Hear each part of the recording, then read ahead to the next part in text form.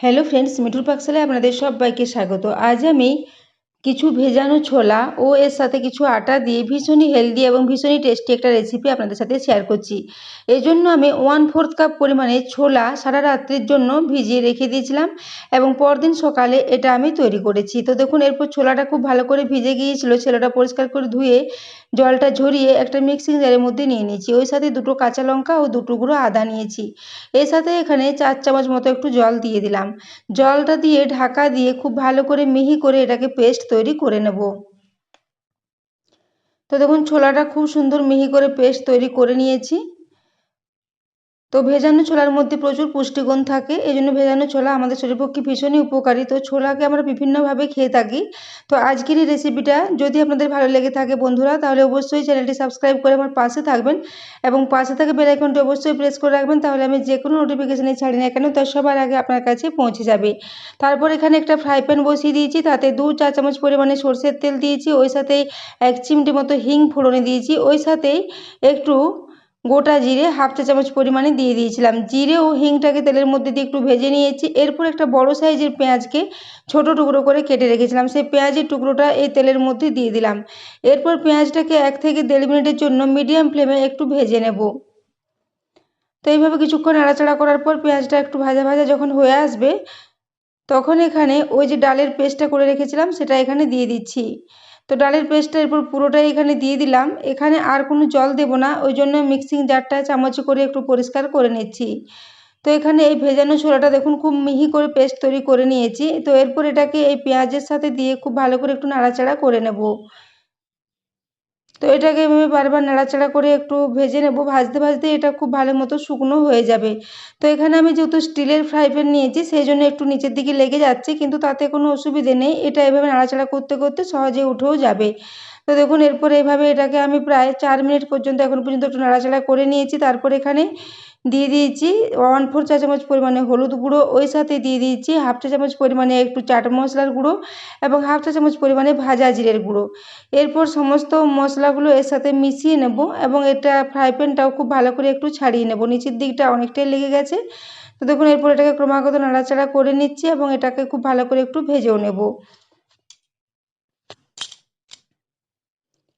তো দেখুন, এইভাবে এটা ক্রমাগত নাড়াচাড়া করে এটাকে খুব ভালো করে একটু ভেজে নেব এবং অনেকটাই শুকনো শুকনো করে নিতে হবে।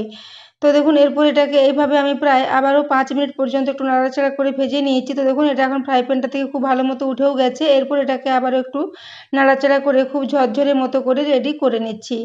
তো দেখুন, এরপর এটা নাড়াচাড়া করতে করতে খুব ভালো মতো ঝরঝরে হয়ে যাবে। তো এখানে আমি লবণটা দিতে ভুলে গিয়েছিলাম, সেজন্য এখানে একটু লবণ দিয়ে দিচ্ছি স্বাদ অনুযায়ী। লবণটা দেওয়ার পরেও এটার সাথে খুব ভালো করে একটু নাড়াচাড়া করে মিশিয়ে নেব।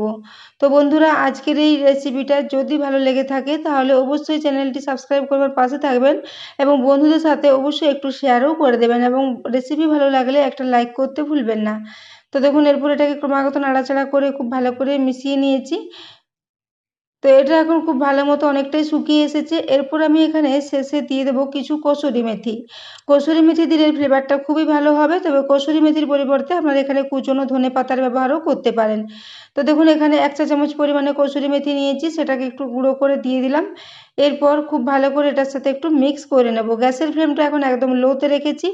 লো ফ্লেমে কসুরি মেথিটাকেও 1 মিনিট পর্যন্ত একটু নাড়াচাড়া করে মিশিয়ে নেব। তারপর এটাকে গ্যাস থেকে নামিয়ে একটু ঠান্ডা করে নেব। তো দেখুন, এটা এখন ভাজতে ভাজতে খুব ভালো মতো শুকনো ঝরঝরে হয়ে গেছে। তো এটাকে এখন সাইডে রেখে দিয়েছি ঠান্ডা হওয়ার জন্য। এদিকে একটা পাত্র নিয়ে নিয়েছি, তাতে আমি 1.5 কাপ পরিমাণে এখানে আটা নিয়ে নিচ্ছি। মেজারিং কাপ মেপে 1.5 কাপ পরিমাণে আটা নিয়েছি। এরপর এখানে দিয়ে দিচ্ছি স্বাদ মতো একটু লবণ। ওই সাথে আমি দিয়ে দেবো আবারও প্রায় 1/2 চা চামচ পরিমাণে একটু কসুরি মেথি। কসুরি মেথি দিলে টেস্টটা ভীষণই ভালো হবে। তো এখানে লবণ ও কসুরি মেথিটা দিয়ে আগে শুকনো অবস্থায় এর সাথে মিশিয়ে নিতে হবে। তো এরপর মেশানো হয়ে গেলে এখানে কিছুটা জল দিয়ে একটা বেশ নরম ডো তৈরি করে নেব। তো ওই জন্য অল্প অল্প করে জল দিয়ে এটাকে খুব ভালো করে একটু মেখে নিচ্ছি।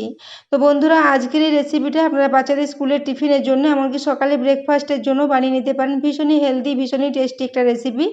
তো দেখুন, এরপর এটাকে অল্প অল্প করে জল দিয়ে খুব ভালো করে একটা নরম ডো মতো রেডি করে নিচ্ছি।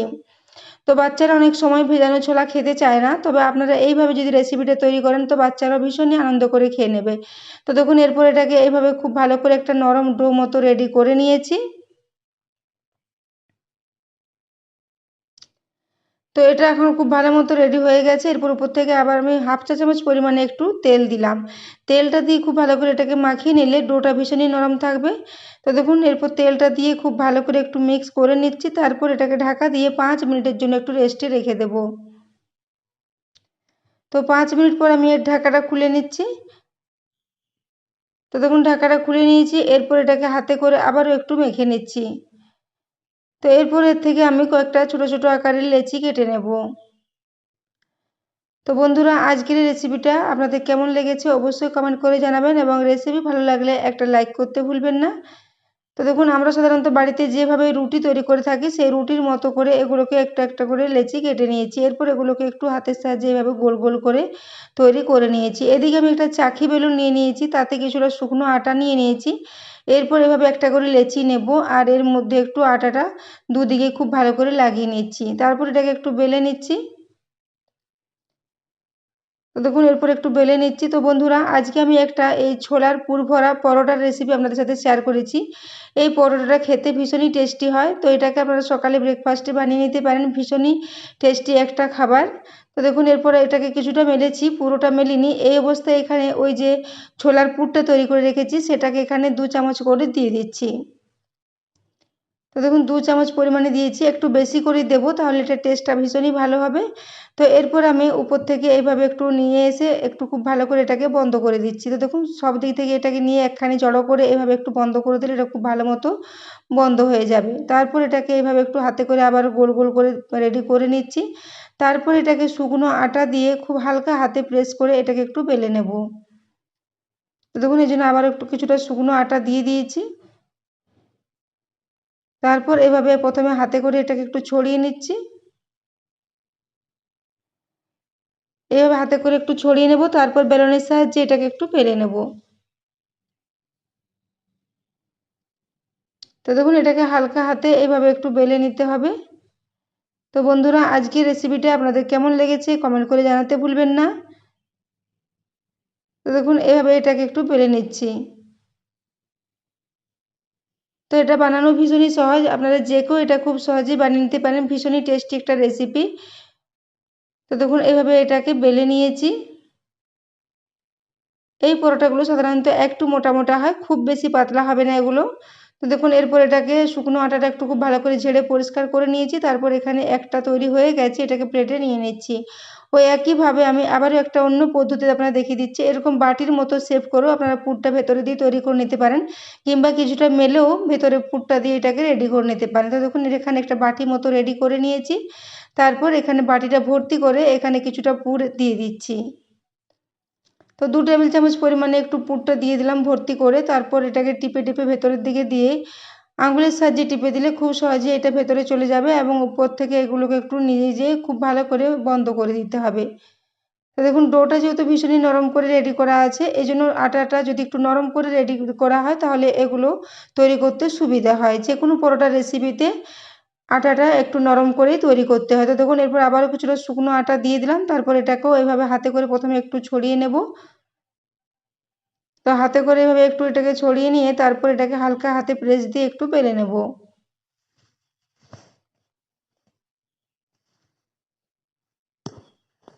তো দেখুন দ্বিতীয় পরোটাটাকেও একইভাবে একটু এভাবে বেলে নিচ্ছি। তো এটাকে বন্ধুরা আপনারা সকালবেলায় ছোলার ডাল বা আলুর দম যে কোনো সবজির সাথে সার্ভ করতে পারেন, খেতে ভীষণই টেস্টি হয়। তো দেখুন এরপর এটাকে এইভাবে হালকা হাতে চাপ দিয়ে একটু বেলে নিয়েছি। তো এখানে আমার দুটো পরোটা রেডি হয়ে গেছে। ওই একই পদ্ধতিতে আমি সমস্ত পরোটাগুলোকে বেলে নেব। তারপর এগুলোকে একটু ঘি দিয়ে ভেজে নেব। তো তার জন্য এখানে আমি গ্যাসে আগে থেকে একটা তাওয়া বসিয়ে রেখেছিলাম। তো তাওয়াতে প্রথমে আগে এটাকে দিয়ে এপিঠ ওপিঠ দুপিঠ একটু ভেজে নেব, তারপরে এটাকে ঘি দিয়ে দেবো। দেখুন এখানে আমি ঘি দিয়ে ফ্রাই করেছি, আপনারা চাইলে এটাকে তেল দিয়েও ফ্রাই করতে পারেন। তো এখানে দেখুন প্রথমে কিছুটা ঘি দিয়ে উপরের দিকটা খুব ভালো করে মাখিয়ে নেব, তারপর উল্টে দিয়ে নিচের দিকটাতেও আবারও 1 চা চামচ পরিমাণে একটু করে ঘি দিয়ে দেব। তো দুদিকে প্রায় 2 চা চামচ পরিমাণে ঘি দিয়েছি, তারপর উল্টে পাল্টে এগুলোকে একটু লাল লাল করে ভেজে নেব। তো দেখুন ঘিটা খুব ভালো করে মাখিয়ে নিয়েছি দুদিকেই। তারপর মিডিয়াম ফ্লেমে এগুলোকে ভেজেছি, মিডিয়াম ফ্লেমে এগুলোকে উল্টে পাল্টে একটু লাল লাল করে ভেজে নেব এবং পরোটাগুলো প্রত্যেকটাই ভীষণই ভালো মতো ফুলবে। তো দেখুন খুব সুন্দর মতো ফুলেও এসেছে।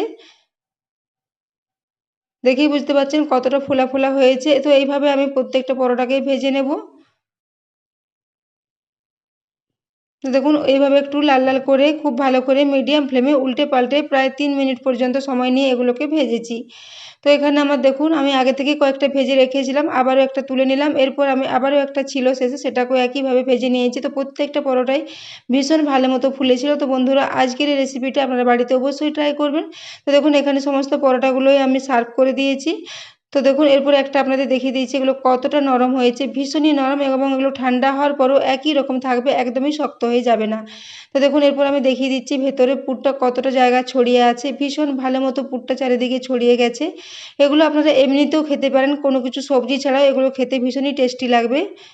তো দেখুন এখানে হিং দেওয়া আছে, হিঙের বেশ ভালো মতো একটা ফ্লেভার বেরিয়েছে এর মধ্যে। এছাড়া কসুরি মেথি দেওয়ার জন্য এর টেস্টটা অসাধারণ হয়েছিল। তো দেখুন পুরটা চারিদিকে খুব ভালো মতো ছড়িয়ে আছে এবং এই পরোটাগুলো ভীষণই নরম হয়েছিল।